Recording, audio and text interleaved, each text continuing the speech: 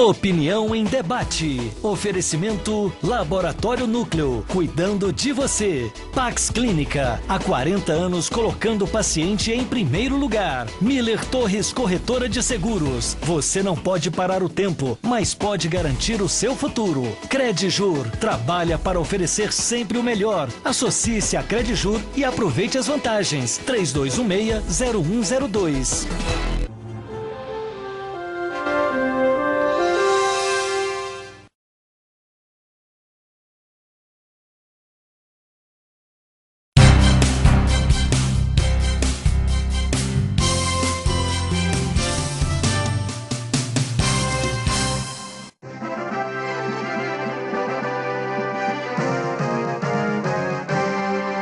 Boa noite, com vocês, mais uma opinião em debate, comigo aqui substituindo o Rosenval Ferreira enquanto ele tira suas merecidas férias. O assunto hoje é bastante interessante, interessa a todos que têm filhos na escola, porque tem muita gente que acha, e eu antigamente achava, que o MEC controla as escolas. Na verdade, o MEC traça as diretrizes básicas, a lei de diretrizes de base, enfim. Mas cada estado tem seu próprio Conselho Estadual de Educação. E é ele o responsável pela normatização e pela fiscalização das escolas. Também é responsável pela aprovação de funcionamento. E Goiás, que tem um dos melhores ensinos básicos do Brasil, o que não é grande coisa, porque o Brasil está na rabeira dos outros países, mas pelo menos em termos de Brasil, nós temos uma posição privilegiada. E parte disso, grande parte, deve-se à qualidade do Conselho Estadual de Educação que nós temos. O Conselho Estadual, ele é formado democraticamente por vários atores da educação. Nós temos lá representantes da universidade, representantes das escolas particulares, da Secretaria de Educação, até dos próprios alunos. Para conversar sobre educação, nós trouxemos aqui 3 autoridades, 3 pessoas que particularmente eu gosto muito. A professora diplomata Esther Galvão Carvalho, que é presidente do Conselho Estadual de Educação, Flávio Roberto de Castro, conselheiro e presidente do Sindicato de Escolas Particulares. Se você tem alguma dúvida aí sobre escolas particulares, é hora de participar do programa por esses telefones aí embaixo. E o Marcelo Oliveira, ele é conselheiro, todos os três, tanto o Flávio quanto o Marcelo, são conselheiros, né? E subsecretário de Educação de Goiânia, da rede estadual. Então, se você tem alguma reclamação, algum elogio, alguma consideração sobre a sua escola, o Marcelo está aqui para resolver. Professor Esther, a atuação do Conselho, em rápidas palavras, é em que sentido nas escolas? Primeiro, boa noite, Marcos das Neves, muito obrigada por nos receber aqui. É um prazer imenso. E por trazer esse programa que eu acho que leva à população goiana uma informação sempre atualizada sobre vários até temas. Porque, né? Professor Esther, em particular o programa de hoje, o Conselho Estadual de Educação é pouco conhecido. É verdade. Em face à importância que ele tem, claro, na vida de milhares de pessoas, né? Nós esperamos que hoje, com esse programa, a gente consiga trazer um pouco mais do Conselho, para que ele seja mais conhecido pela população goiana e reconheça no Conselho um parceiro para que a gente possa aprimorar a educação. Cumprimento aqui também meus colegas de conselho, conselheiros, e os demais que não estão aqui, mas que participam desse colegiado. Ao todo, nós somos 27 cadeiras no Conselho, ou seja, ele é um órgão realmente plural, existe um equilíbrio entre os indicados do governo e entre as entidades representativas também de sindicatos e de outras representações, mas nós somos pouco conhecidos porque Normalmente, a ideia que a população tem é essa que você disse, Marcos, é que quem regula todas as escolas é o MEC. E são sistemas educativos totalmente diferenciados. Nós temos o sistema federal, os sistemas estaduais e os sistemas municipais, porque há municípios que também têm conselhos municipais de educação. O conselho, então, nosso é responsável por credenciar, autorizar, fiscalizar todas as escolas que são do nosso sistema.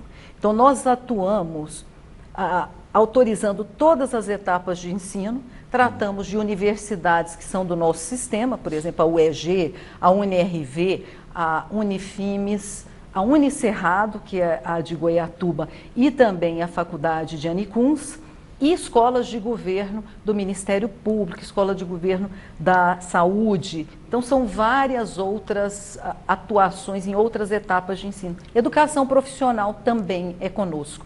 Então, hoje vamos falar muito sobre o que o Conselho faz e tentar trazer a população para mais perto de nós, que é o que nós queremos. Muito bem.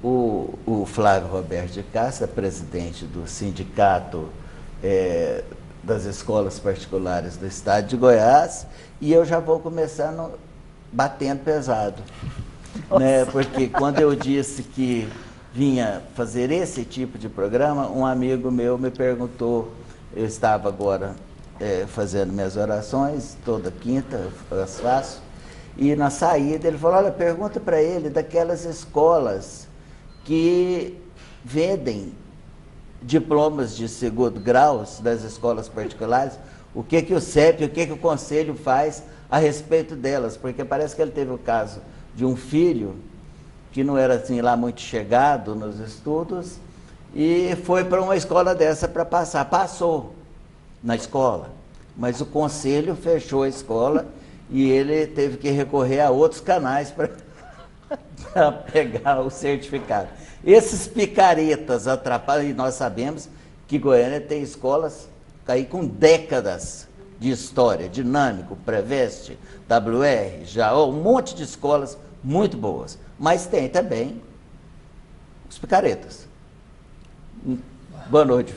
Boa noite aos meus colegas, né? Boa noite a todos. Nesse caso específico, eu acho que a atuação nossa, né, como representante do ensino privado, lá em uma das cadeiras do Conselho, é mostrar o lado que o Conselho tem para as escolas e também, dentro do Conselho, mostrar também a atividade que é feita. Nesse caso específico, isso foi uma batalha nossa mesmo, já de muitos anos, em atuar junto ao Conselho, mesmo quando nós não estávamos lá, porque nós sabíamos de escolas que utilizavam da estrutura delas unicamente para a venda de diplomas, né? E isso prejudicava em muito as famílias, o ambiente escolar e não contribui em nada para o processo de ensino-aprendizagem. Então, tanto o sindicato como o Conselho atuaram fortemente e usaram de todos os meios legais para coibir isso. E, recentemente, nós conseguimos fechar uma dessas escolas que era bem conhecida pelo mau exemplo que ela dava na cidade de Goiânia, né? Vendendo diplomas, aprovando alunos que já estavam reprovados em outras escolas. Isso trouxe um certo desconforto para muitos que se matricularam lá, né?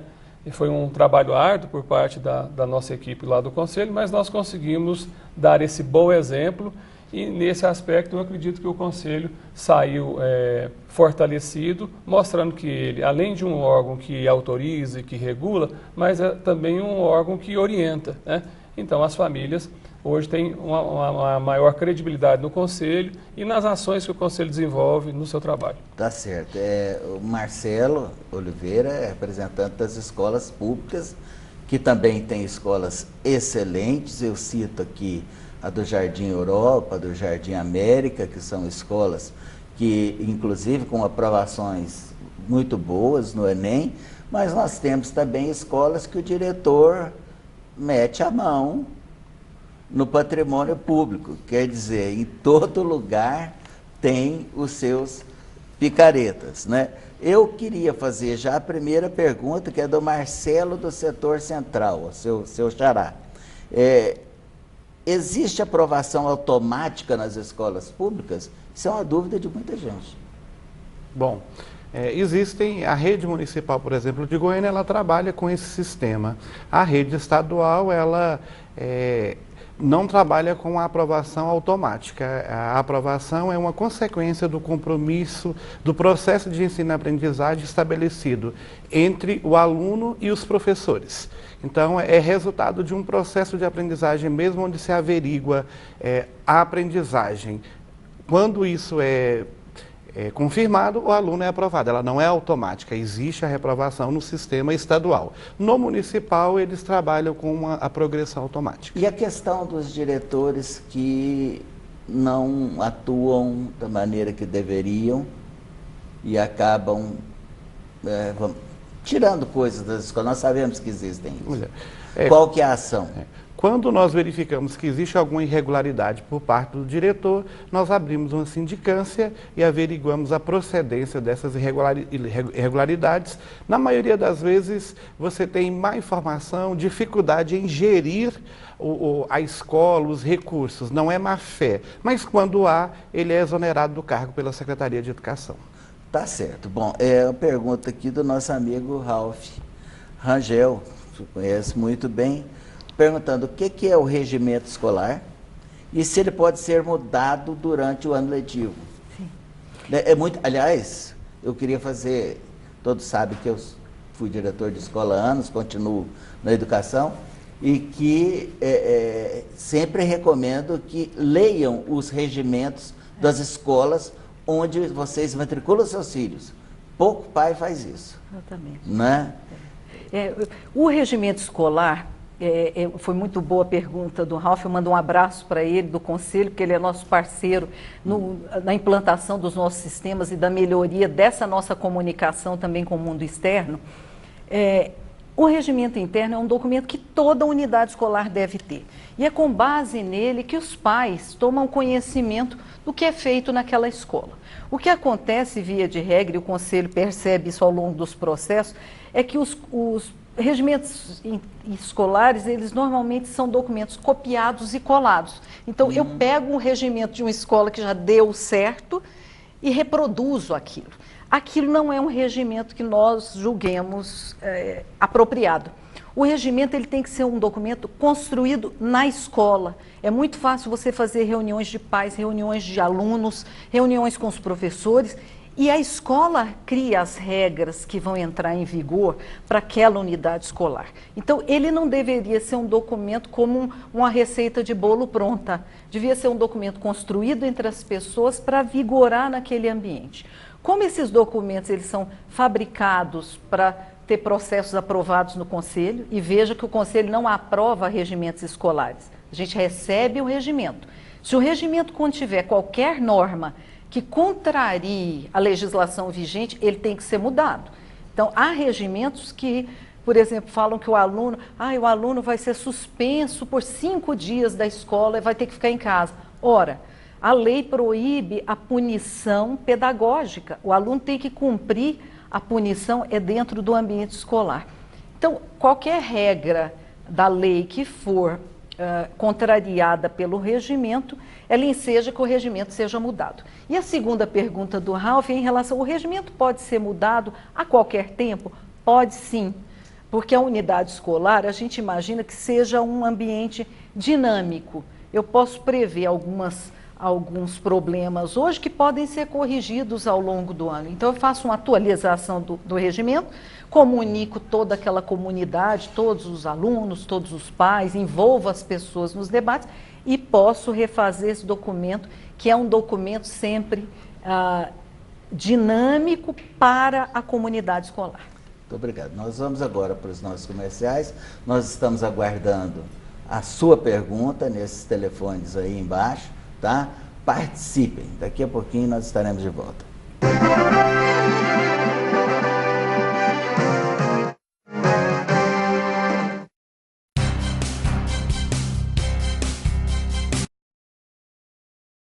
O Arnaldo agora deu pra ser síndico. E aí, pra melhorar, ele resolveu colocar a portaria remota Tecnoseg, a tal da PRT, que tem tecnologia de ponta e deixa o condomínio muito mais barato.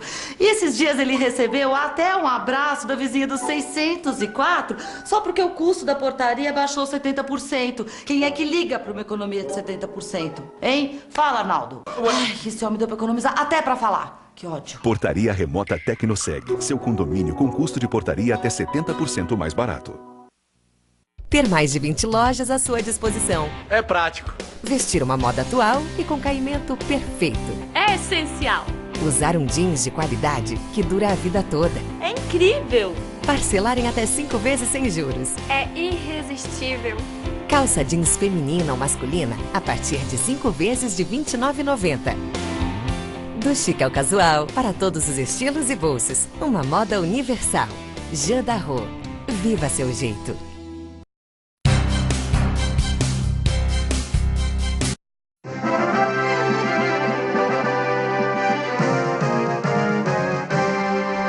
Bom, voltando lá, agora é o Marcelo Oliveira, voltando lá naquela questão das escolas que fecharam, que foram fechadas, aliás, com muita justiça pelo Conselho, mas alguns alunos ficaram aí a ver navios, né? A preocupação é da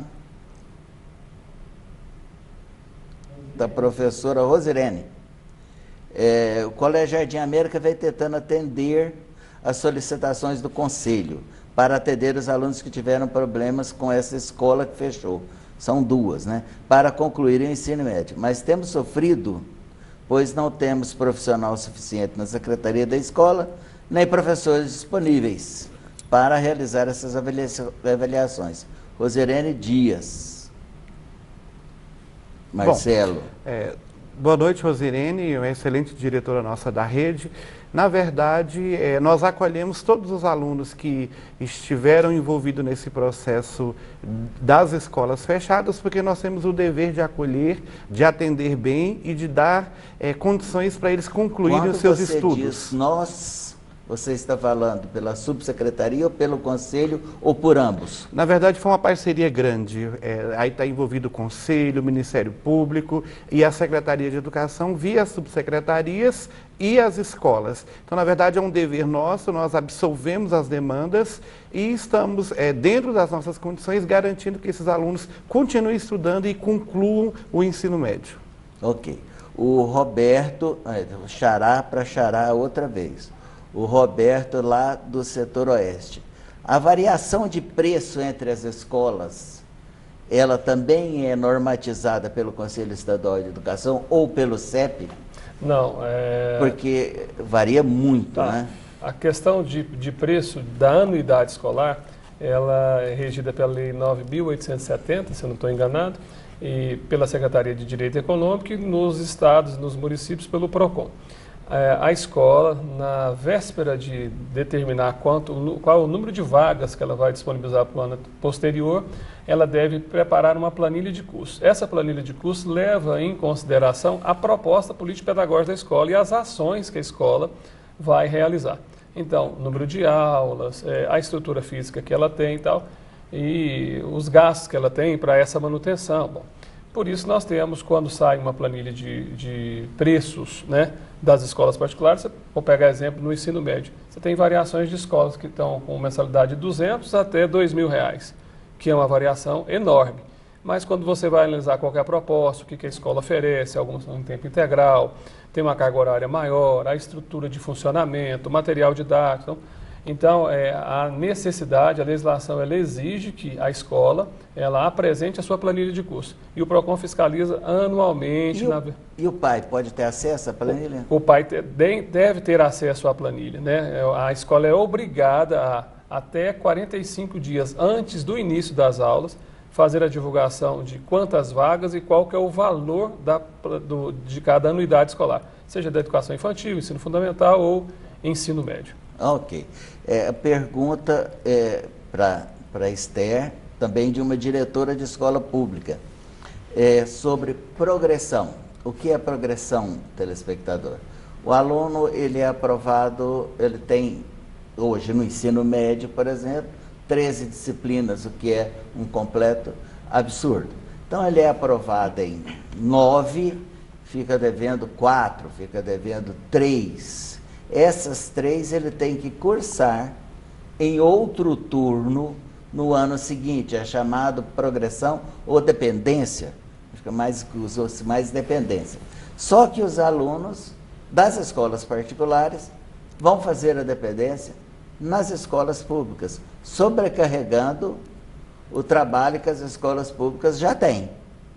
Né? A dependência, Esther, como é que você vê a dependência? Ela foi uma solução ou ainda precisa ser aperfeiçoada?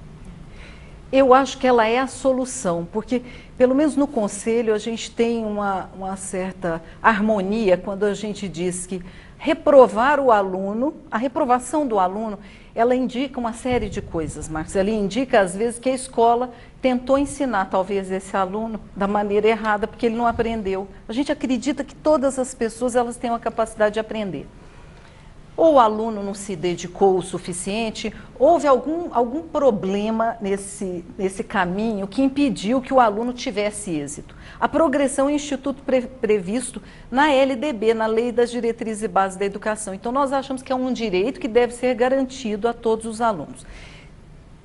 O aluno, é claro que a família vai optar pela maneira mais fácil de que esse aluno possa cumprir essa progressão. E agora, em tempos de dificuldade econômica, é claro que vai existir, diretor, uma migração das escolas, por exemplo, particulares para escolas públicas. As famílias buscam alternativas mesmo, talvez mais baratas ou talvez mais simples, ou que elas julguem talvez mais fáceis, o que é um grande equívoco. Tem pessoas que matriculam os filhos em escolas particulares, me perdoe, Flávia, acreditando que essas escolas são maravilhosas, e as escolas particulares podem ser muito ruins também.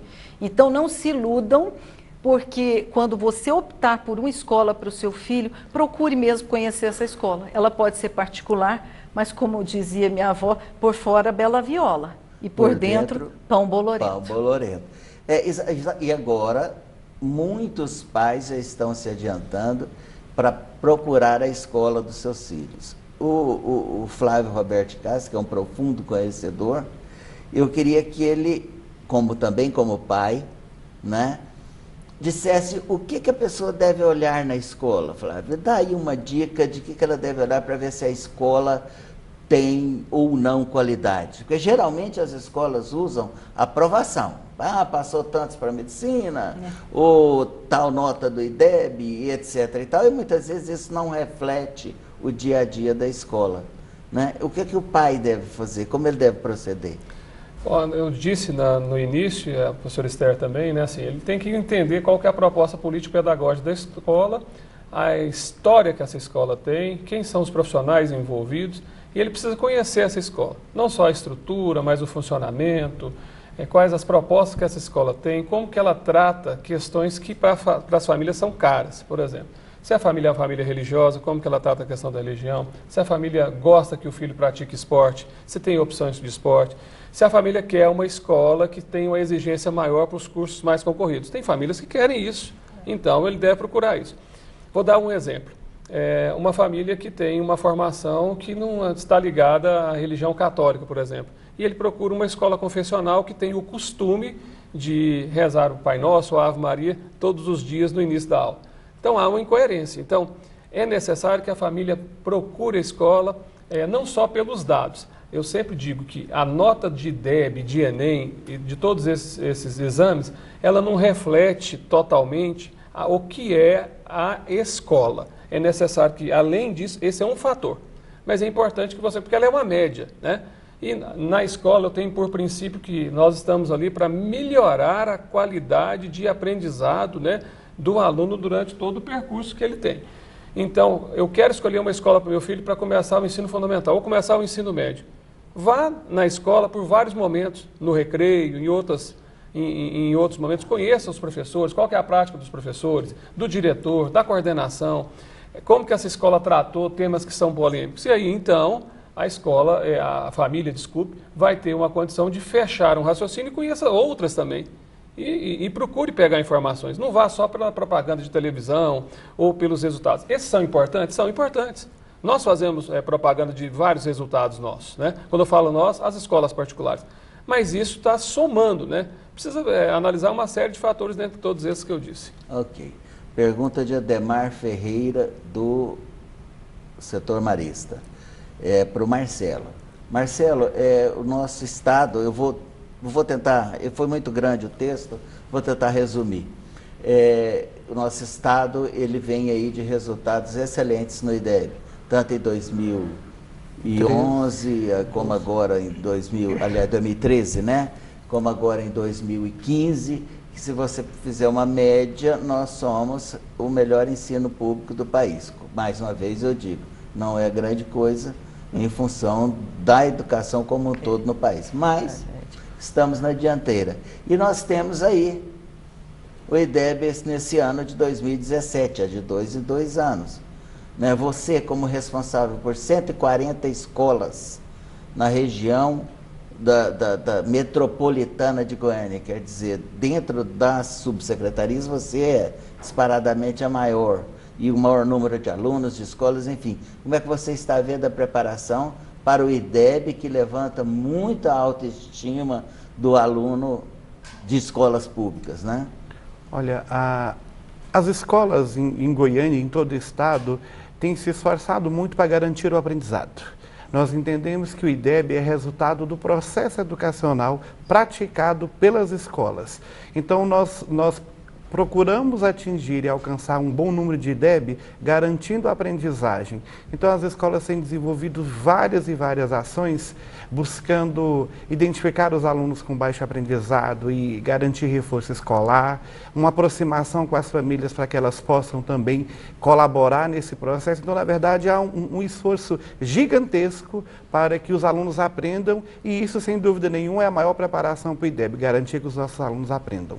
Bom, essa pergunta agora é para a professora Esther, do Rafael Ribeiro, ele não colocou o bairro. Também vou resumir, é um texto grande. Ele tinha um aluno, um filho, na escola particular, por questões financeiras, ele teve que transferi-los para uma escola estadual e ficou prejudicado devido ao regime de avaliação ser diferente. E a escola disse que não tem nenhum método para repor essas notas. Ele pergunta o que ele deve fazer, aceitar simplesmente ou cabe algum recurso para esse aluno não ter problema mais na frente? Procurar o conselho. Rafael, eu fico muito triste quando eu ouço assim ele declarar que uma escola não dá conta de fazer isso. Já é uma coisa meio lamentável, porque toda escola tem total condição de recebendo o aluno, mesmo que esse aluno não tenha qualquer registro de nota, Rafael. Suponhamos que seu filho viesse de uma escola e não tivesse notas suficientes para que a gente pudesse até posicioná-lo no sistema educativo. A escola tem todos os mecanismos e existe lei para garantir que ela possa ou classificar o aluno ou reclassificá-lo e posicioná-lo e conferir a ele a oportunidade de ser avaliado nas habilidades que ele já tem. Então, por favor, se a escola for aqui em Goiânia, você já procure imediatamente a subsecretaria ali do professor Marcelo. E se eles não derem conta de resolver essa questão, pode nos procurar no Conselho Estadual de Educação, que nós resolvemos com certeza absoluta. E se for uma escola do município, é a mesma coisa, né? Mesmo caminho. Existe aqui em Goiânia o Conselho Municipal de Educação que também trata de questões. Mas se for uma escola de ensino médio, ou se for uma escola com certeza particular, essa é uma escola jurisdicionada ao Conselho Estadual e nós resolvemos. Mas ele já ficou feliz com a resposta e já respondeu que o colégio é o Novo Horizonte, viu, Marcelo? Você já pode tomar providências. Prepare-se, Marcelo. Colégio Estadual Novo Horizonte. Podem nos procurar lá na Metropolitana que a gente dará os encaminhamentos.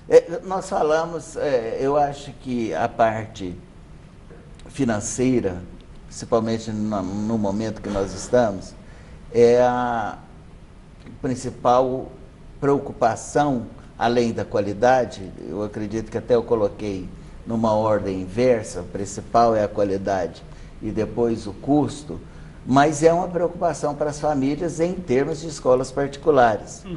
Já tem uma média do aumento da mensalidade e em que se baseia esse aumento? Até quando uma escola pode aumentar? O pai pode contestar? Bom, tudo está preso na planilha de custos, né? Então, os fatores que impactam mais na planilha de custos, além dos custos básicos como energia, água e tal, a folha de pagamento, porque a escola é uma prestadora de serviço. né? E a maior parte do curso dela, não que eu esteja querendo passar esse encargo para os professores nem para os auxiliares, mas ela é uma prestadora de serviço, então o custo de folha de pagamento dela e mais os impostos que estão inclusos nisso, que vão variar o custo da mensalidade escolar. Dentro de uma planilha, o valor da anuidade, quando eu falo anuidade é porque a legislação fala assim, né? E a escola ela deve dividir em no mínimo 12 parcelas. Então ela acha o custo anual e divide em 12 parcelas, que são ditas, né, as mensalidades. Se uma escola aumentar em 50% a mensalidade, que hoje seria, vamos dizer assim, um absurdo, ela vai ter que justificar o porquê que ela aumentou em 50%. Se ela chegar lá e falar assim, não, agora eu tenho um tablet para cada aluno disponível, ele vai ficar o dia inteiro, ele tem piscina aquecida, ele vai ter uma funcionária para ele e tal, tudo, pode ser que ele justifique esses 50%. O que a gente entende que a variação normalmente ela vem da mensalidade bem próxima do que são os índices de inflação. Normalmente acontece isso, né? E isso também é pautado dos reajustes que a escola dá, seja para os auxiliares ou para os professores. Normalmente isso. Quando passa disso, normalmente o PROCON pede a planilha de custo para que a escola justifique qual foi o incremento pedagógico que ela trouxe de um ano anterior para esse ano que justificou o aumento na planilha. Ok. Yasmin Bianca, me agradecendo, ela estudou na minha escola, hoje está na faculdade e agradece. Eu é que tenho que agradecer, Yasmin. Eu, como ex-diretor do Integrado Jaó, o próprio Flávio, a própria Esther, o próprio Marcelo, nós é que temos que agradecer aos nossos alunos, porque a educação existe em função deles. Sem vocês, nós não existiríamos. Me chamo Amália, eu vou perguntar essa para a Esther, eu vou pular o Marcelo. Gostaria de saber se a escola pode prender o histórico da criança no caso de inadimplência. Então, a pessoa não pagou o colégio particular, claro, e o colégio reteve os documentos da criança. Isso é legal? Legal? Parece que as perguntas infelizes vêm todas para mim, né? Mas não tem problema. A malha é totalmente ilegal. Existe uma legislação, tanto a emanada do Conselho como o entendimento já nacional, de que a escola não pode reter documentos escolares caso os pais estejam inadimplentes com a unidade escolar. O aluno ele tem o direito, e é um direito constitucional, a gente fala que a educação é um direito público subjetivo, ou seja, ninguém pode tirar do aluno o direito de continuar na sua vida e na sua formação acadêmica. Então, caso alguém faça isso, também pode nos acionar no Conselho Estadual de Educação. E aí, Marcos, eu aproveito a pergunta dela, que é muito pertinente, para dizer que o Conselho ele não só fiscaliza, ele também orienta as pessoas. Nós temos uma ouvidoria, temos um site, temos um perfil no Facebook, porque a ideia é que hoje o Conselho ele seja muito mais orientativo do que punitivo. Eu acho que ele não era conhecido porque as pessoas tinham medo de frequentar o Conselho, porque lá é o órgão que realmente pune, que fiscaliza.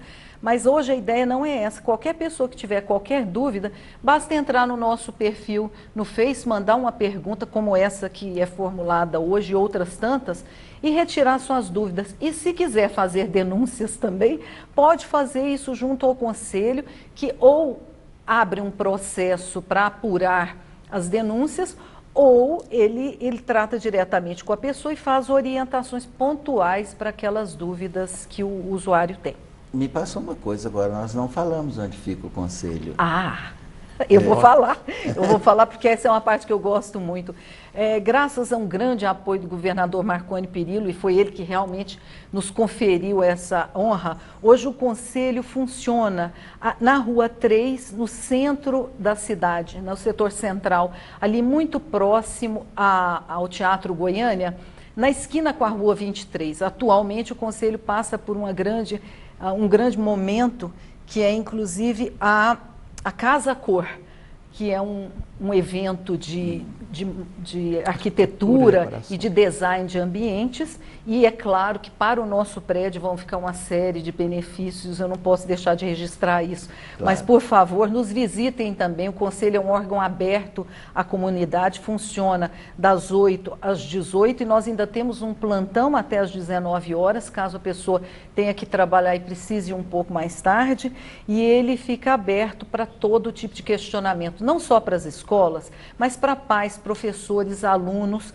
É claro que o aluno, a gente normalmente não protocola processos caso ele não tenha atingido a maioridade. A gente precisa ter um mínimo lastro ali para que o aluno possa fazer suas reivindicações. Bom, nós vamos para os nossos comerciais, mas eu tenho aqui a pergunta do Orley, que eu vou passar para o Marcelo.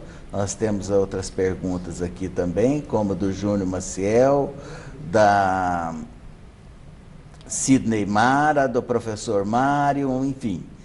No próximo bloco, só um minutinho.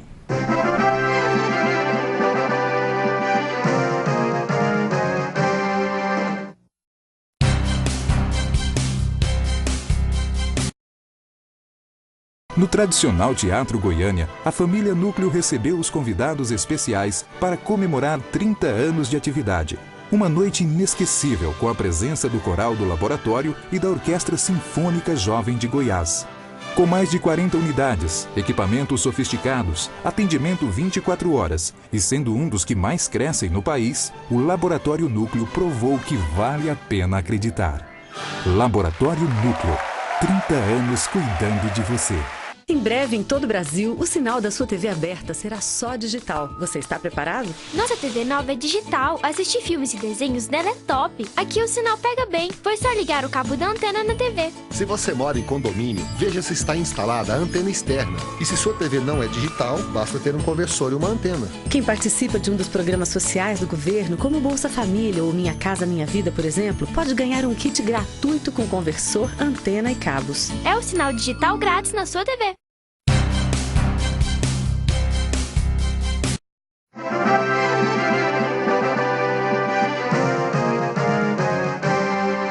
E nós gostaríamos de agradecer as empresas que tornam possível um programa dessa qualidade numa emissora regional. A Sindicop Credjur, instituição financeira da família e dos negócios dos advogados em Goiás.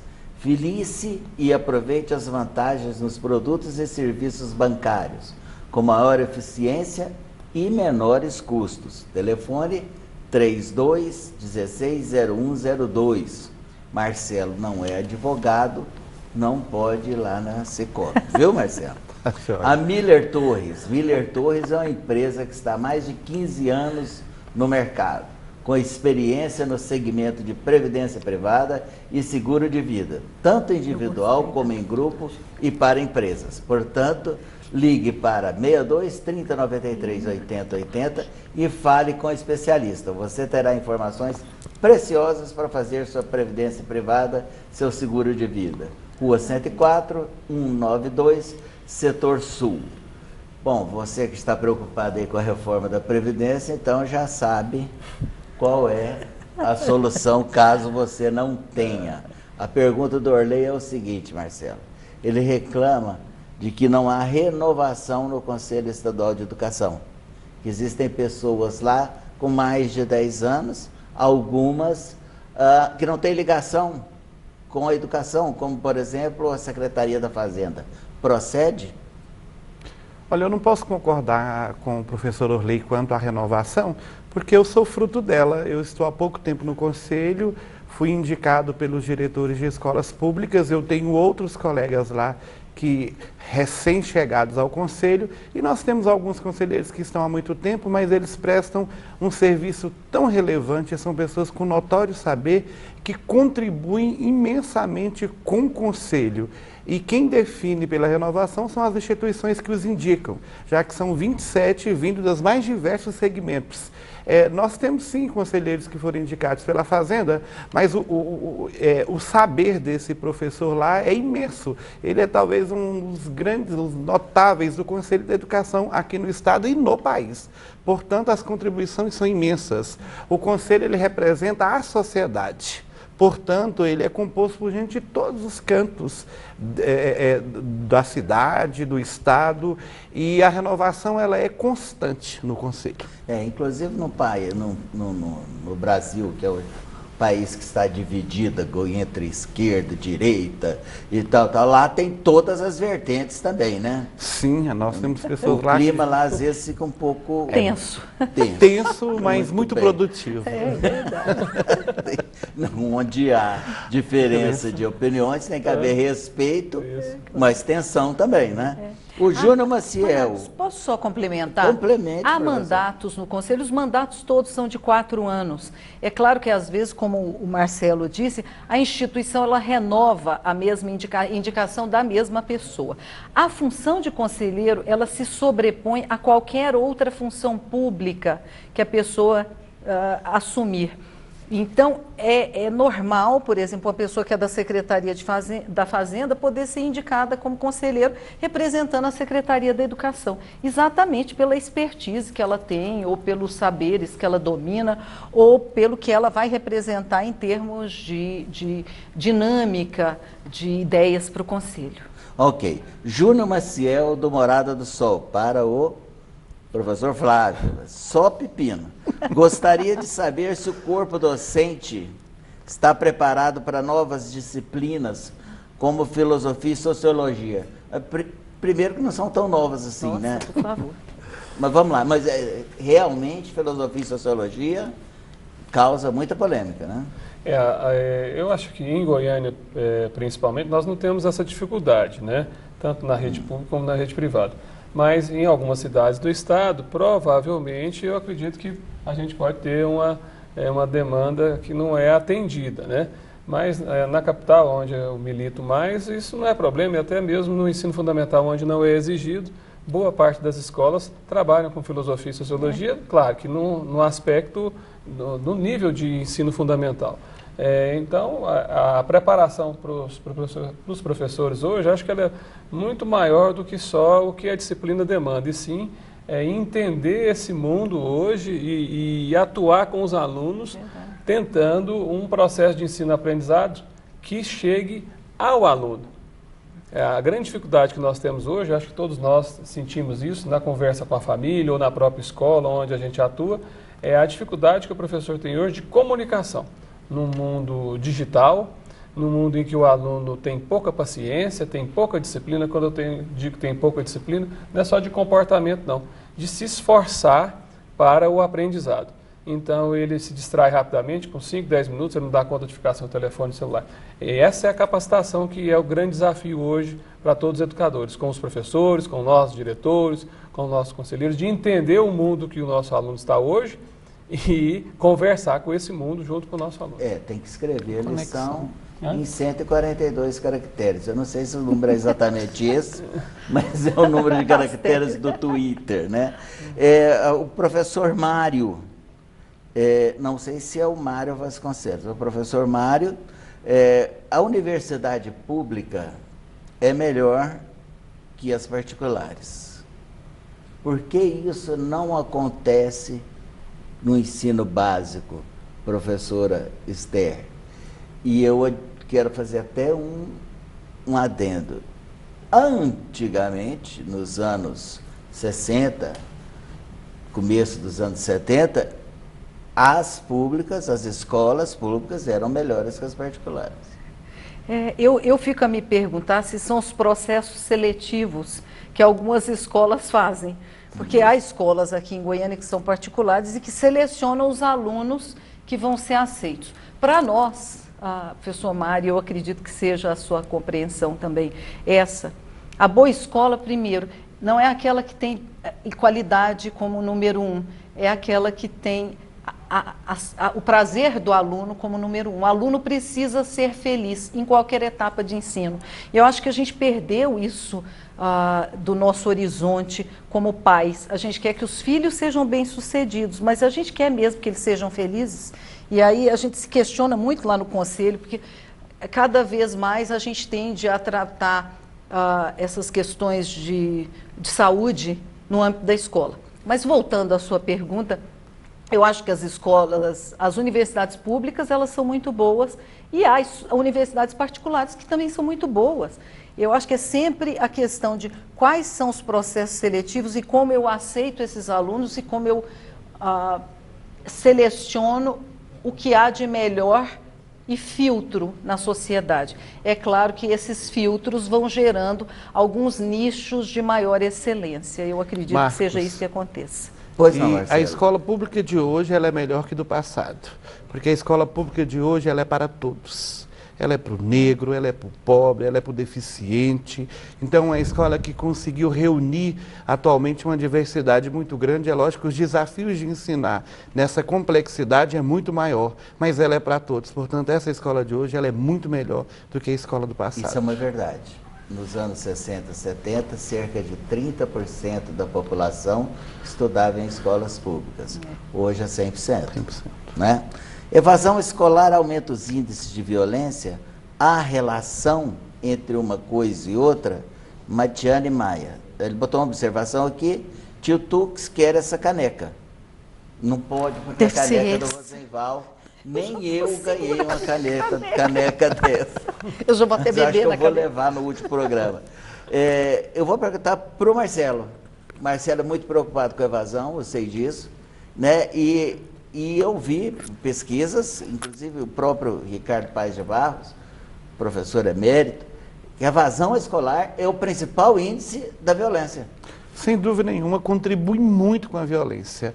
O aluno que deixa de ir para a escola, de aprender, de conviver, né, com os colegas, com o diferente, se ele não está na escola, ele sem dúvida nenhuma vai engrossar as fileiras da violência, da criminalidade. Então há uma conexão direta, por isso é que na rede estadual nós somos muito preocupados, nós temos uma série de projetos para resgatar os alunos, que nós entendemos que a escola é o melhor lugar para as crianças, para os adolescentes, e nós estamos ajudando a segurança pública como garantindo, quando garantimos o nosso aluno na escola. A escola é o melhor lugar depois da casa para uma criança e para um adolescente. Eu posso complementar, eu acho que incita também o aumento da violência na medida em que é fácil você excluir o aluno que dá problema, mas você simplesmente transfere o problema. Né? É uma pergunta da Sandra. É legal, em caso de aluno que não cumpre o regimento da escola, é legal expulsar, transferir? Não existe mais a possibilidade da transferência compulsória, da expulsão e outras tantas terminologias que as pessoas arrumam para falar a mesma coisa, que é expulsar o aluno.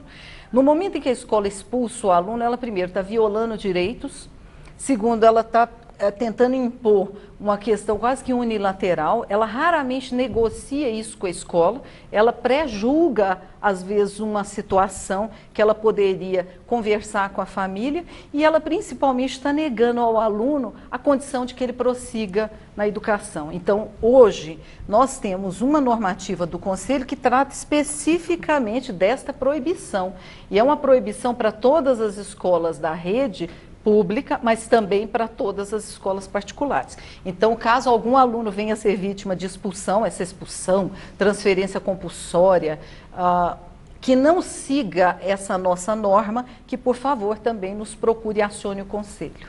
Bom, o tempo passa rápido, nós vamos para os nossos comerciais e voltamos já já.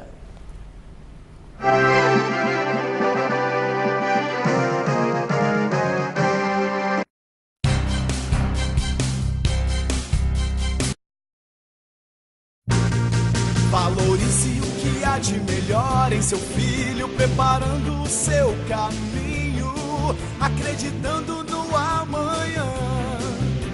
Escola Internacional de Goiânia, o futuro a seus pés. Escola Internacional de Goiânia, é nota 10. Escola Internacional de Goiânia, valorizando o futuro. Ter mais de 20 lojas à sua disposição. É prático. Vestir uma moda atual e com caimento perfeito. É essencial. Usar um jeans de qualidade que dura a vida toda. É incrível. Parcelar em até 5 vezes sem juros. É irresistível. Calça jeans feminina ou masculina a partir de 5 vezes de R$ 29,90. Do chique ao casual, para todos os estilos e bolsos. Uma moda universal. Jean Darro. Viva seu jeito.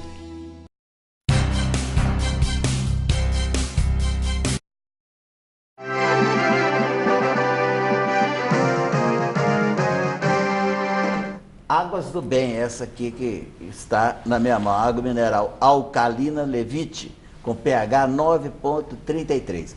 pH neutro é 7. Acima é básico, abaixo ácido. Auxilia no tratamento de doenças como diabetes, câncer, coração, entre outras. Além de ser um excelente antioxidante, ou seja, é uma das águas mais alcalinas com menor índice de teor de sódio do mundo, além de ter um sabor agradável. Águas do Bem, os telefones está aí no seu vídeo. Pax Clínica. A Pax Clínica Psiquiátrica, Instituto de Neurociências, é uma instituição hospitalar de caráter privado destinada ao atendimento de portadores de doença mental e dependentes químicos, em especial alcoolistas, alcoólatras. Funcionando em Goiânia há cerca de 40 anos, a clínica vem buscando, ao longo desse tempo, acompanhar a evolução da assistência psiquiátrica, sempre priorizando o bem-estar do paciente. Recebi aqui, deixa eu ver se eu acho, é do Luiz Bento. Não, peraí que eu vou lá. Ah, é do Luiz Bento mesmo. Boa noite, não entendi a colocação desse senhor de camiseta preta. Todos. Esse senhor, tá saindo o nome aí toda hora, é Tucano, pode falar Tucano, estamos em casa. Tá? Dizendo que os professores têm que agradecer os alunos. Foi um enfoque comercial? Bom, primeiro, eu não sou mais dono de escola. Segundo, qualquer aluno que tenha escolhido a escola que eu leciono ou que eu dirijo, é um privilégio para mim. Então, quando um aluno vem me agradecer, eu respondo, eu também tenho que te agradecer por você e a sua família por ter confiado na educação que, no caso, e isso vale para qualquer coisa, inclusive quando eu estou agora no serviço público também. Boa noite, moro em Bonfinópolis, nós recorrimos a Sub de Silvânia, depois passou para Aparecida, depois passou para Goiânia. Quando é necessário, como devemos proceder para resolver os problemas relacionados aos nossos filhos? Existem duas escolas estaduais em Bonfinópolis, é o Hermes Lemes. Ele não está sabendo onde ir, Marcelo. Hermes, as escolas de Bonfinópolis estão jurisdicionadas à Subsecretaria de Goiânia. Nós estamos passando por um processo de reorganização da Secretaria de Educação. As escolas voltarão para a jurisdição de Aparecida, de Goiânia, mas nesse momento, se você precisar de algum esclarecimento, de algum auxílio com relação às escolas, podem nos procurar na nossa sede aqui em Goiânia. As escolas estão vinculadas a essa subsecretaria. Ok. Tem o Levi, lá de Pilar do Sul, São Paulo, região de Sorocaba. Diz que é assíduo telespectador, deve ser pela internet, né? Porque o sinal da Vazental acho que não chega lá. Deve ser a internet. Achando muito enriquecedor, porque ele próprio é um educador. Flávio, sou o Júnior Maciel da Morada do Sol. Gostaria de saber se o distanciamento qualitativo entre escolas públicas e particulares pode estar relacionado ao nível salarial. Só pepino hoje, né? Bom, veja bem, comparar escolas, você tem que comparar a localização, o quadro de professores, a estrutura, a proposta, né? Nós temos escolas públicas que se equiparam a escolas particulares, como temos também escolas particulares que estão aquém das escolas públicas, né? É claro que tem um contexto maior. Como a escola particular, ela recebe receita direta só para aquela unidade, e dependendo da receita que ela tem através das anuidades escolares, se for uma receita maior, ela vai ter condição de dar uma contrapartida maior para o aluno, em termos de investimento nos professores, nos auxiliares, na proposta pedagógica, e isso é claro que vai dar um retorno maior em termos do processo ensino-aprendizagem. Eu acredito que a grande dificuldade da rede pública, e olha que eu atuo só no conselho, é pelo tamanho, do tanto que a rede pública atende. O Marcelo foi muito feliz quando ele disse que hoje a escola pública é para todos, né? E a escola particular, algumas das escolas, elas atendem um número limitado de alunos. Então, posso até estar enganado, mas assim, os dados hoje, acho que a rede pública atende quase que 80%, né, do total de alunos, e a rede privada atende 20%, pelo menos no ensino médio eu sei que é mais ou menos essa relação, mais ou menos essa relação. Então, por atender muito mais e estar em todos os cantos, na cidade, no estado, ela enfrenta todo esse tipo de dificuldade. E nós temos muitas privadas que estão nas partes mais nobres e de melhor acesso, mas também temos as escolas privadas que estão nas periferias e que sentem as dificuldades, né? Então, não só a questão da remuneração. Isso é importante, o profissional melhor remunerado, em tese, ele desempenha o melhor papel, porque você remunera melhor aquele que tem melhor capacidade. Mas isso não quer dizer que os professores que estão na rede pública não tenham a capacidade, até porque nós compartilhamos muitos professores nas duas redes.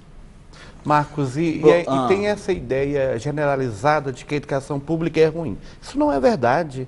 Nós temos escolas que fazem trabalhos excelentes. As escolas, de modo geral, todas elas têm melhorado muito a sua prática pedagógica, tem um clima escolar também que está avançando. Então, é preciso conhecer mais a escola pública. A escola pública é boa, tem melhorado e tem perseguido a qualidade como nunca. Muito bem. O Luiz Bento diz aqui que precisa defender a recuperação das escolas públicas. Concordo perfeitamente.